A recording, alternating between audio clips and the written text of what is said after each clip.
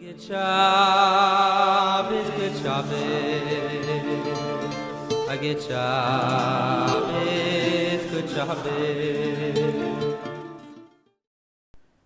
So in this week's Parsha, when HaKadosh Baruch Hu asks Moshe Rabbeinu to be his shaliach and to turn to Bnei Yisrael b'Mitzrayim, Moshe is deterred. He tries to get out of it. And he says, I'll come to the Jewish people and they'll ask me, who is HaKadosh Baruch Hu? What's his name? What should I tell them? HaKadosh Baruch Hu says, Eheya asher eya. And this is one of the Shemos HaKadoshim that is found one time in the entire Tanakh. It is the only Shem that we find only once.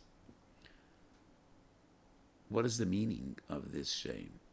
Different interpretations. Rashi, Ramban al Torah, Rambam Moreh Nevuchim. Rashi actually defines Eya as a word. Eya imoim begolazu keshem she'eya imoim begolias acheris. I will be with them in this Golas, and I will be with them in all the future exiles. And Moshe Rabbeinu was shocked, and he says, why tell them that they're going to suffer again in the future? Isn't this enough pain? Why torment them and burden them with the knowledge that even after Geulas Mitzrayim, after the redemption, they will be going into Golas again? Why now? And HaKadosh Baruch Hu says, you're right. So use my shame only once. I will be with them, and I will bring them out of Mitzrayim, and they will be redeemed. That's Rashi. The Ramban brings an interpretation that it is Midah Keneged Midah. I will be with them like they will be with me. And the Ramban also quotes the Rambam Moreh Nevuchim, which is a profound pshat. According to the Rambam, this Shem means I shall be, for I shall be.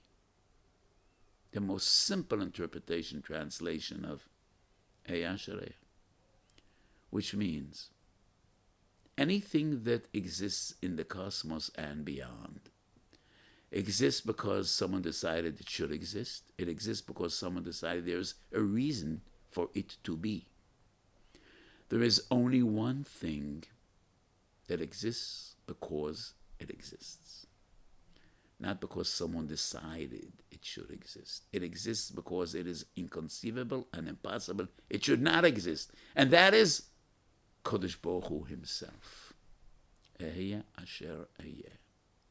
I shall be, for I shall be. I shall be because I am. I shall be because it is impossible and inconceivable. I shall not be. And that is the message Kodesh Baruch Hu conveys to the people. You could rely on me. I am the only thing that shall ever be, that shall ever was, that could exist, whose word is 100% reliable and definitive. The Rashbam offers an amazing pshat. And for some reason, he codes it Beloshen Adbash, and he writes, Ein Megalan Ela Litznuim. I don't know what the Gevaldige secret is and why he saw it fitting to write and share this pshat in a code. But I'll share it with you because everybody could figure out Adbash. It's not that complicated. What the Rashbam says is, Ehyeh and Yihyeh are actually the same word. When a person speaks about himself, he says, Ani Ehyeh Sham, Ani Ehyeh Gadol, Ani Ehyeh Katan. When we speak about a third party, we say, Hu Yeh Sham, Hu Yeh Gadol, Hu Yeh Katan. So Ehyeh and Yeh are the same word. It depends whom are you referring to. And then the Rashbam says, Shem Havaya Yud Kei Vav Kei, Leosed Leva will be Yud Kei Yud Kei. And that is separate sugya. So Shem Ehyeh is Shem Havaya. It's the same. We call HaKadosh Baruch Hu Havaya. When HaKadosh Baruch Hu speaks about himself, he says, my name is Aleph Hey and Yud Hey. It is only once in history that anybody dared to ask HaKadosh Baruch Hu, what's your name? Whoever asked HaKadosh Baruch Hu, what's your name? It is only Moshe Rabbeinu in this week's Parsha that turns to HaKadosh Baruch Hu and asks, will you please tell me what's your name? And HaKadosh Baruch Hu says, Eya Asher Eya. And that is actually Shem Havaya.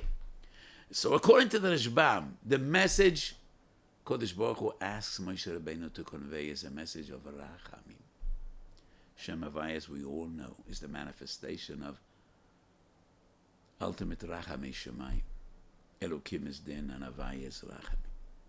And HaKadosh Baruch Hu conveys the message. Kol di Oved Rachman al Atav Oved. I am with you in your pain, in your suffering, in your golus, and I will bring an end to it. And then HaKadosh Baruch Hu goes on to tell Moshe, Koi soim el b'nei Yisrael, Hashem Elokei v'seichem, Elokei Avrom, Elokei Yitzchak, Elokei Yankov, niru elai. Zeh shmi li'olim v'zeh zichri l'dor yador.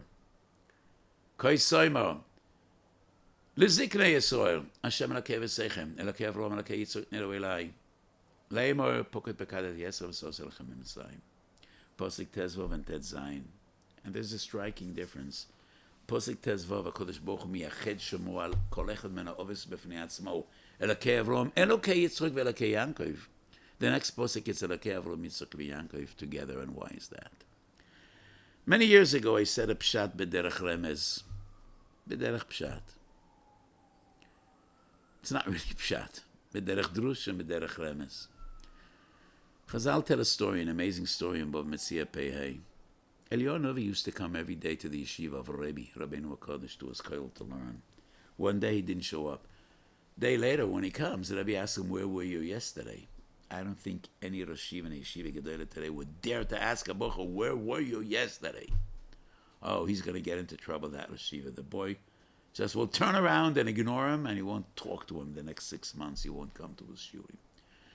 That's the spirit of our times. Rabbeinu HaKadosh was a different type of Rosh Yeshiva, and he asks Eliyahu Novi, where were you yesterday? And Eliyahu has an alibi, he has an excuse. He says, well, I have a job up in the heavens. Every day in the morning I wake up Avraham Avinu, I do Netilas Yadayim, I wash his hands, Negel Vasa. I set him up to daven. When he finishes davening, I put him back to sleep. I wake up Yitzchak, Netilas Yadayim, Tefillah, and the same with Yankov. Was it a Chodesh yesterday? It's a long davening with Hallel and Kiyas HaTorah, so he couldn't make it to the yeshiva. Rebbe is insistent, and he asks Eliyahu Novi, why didn't you wake them all three up together, let them daven together, and you might make it in time to come to Koilel? And then Rebbe shares a secret. Eliyahu Novi shares a secret with the Rebbe, and he says, I don't have permission to let the three of them daven together, because when they will daven together, Mashiach will come. And the time has not yet come. So I can't set them up to daven together. When they will, that'll bring the Geula. And HaKadosh Baruch Hu doesn't want to bring the Geula yet. So these two psukim, Posik Tezvov refers to the Geula Shlema.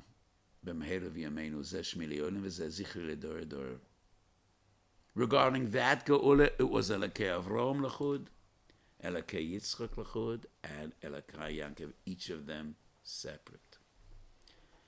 Because we're not there yet. Posek Tezayin is Poket Pekadat Yeschem V'Sa'osi Lachem B'Mitzrayim. Regarding this Geula, they daven together. And that is why Elokei Avrom, Yitzchak, v'Yankov. So Kodesh Baruch Hu conveys to Moshe, this Geula is oisgepoilt, munach bekufsa. The three of us daven together for Geulas Mitzrayim. And convey that message to Bnei Yisrael. You are redeemed. It'll take some time for the Eser Makos, but be confident. You are a redeemed people. Elokei Avrom, Elokei Avrom, Yitzchak v'Yankov convey this message. Pokut b'kadet yeschem sa'os elechem emsayim. I don't know where Eliyahu Novi learns today, but I assume he still comes to the yeshiva. I don't think I saw him in my koil. Wherever he learns, let us hope that Rosh Chodesh Shvat Tafshin Pei Gimel, he should be able to make it to the yeshiva. He should be able to make it to koil. He should already be given permission to set the three of us up together. They should daven together and daven at once. And we should be zoicha to a geulas oilam b'mehero v'yomeinu.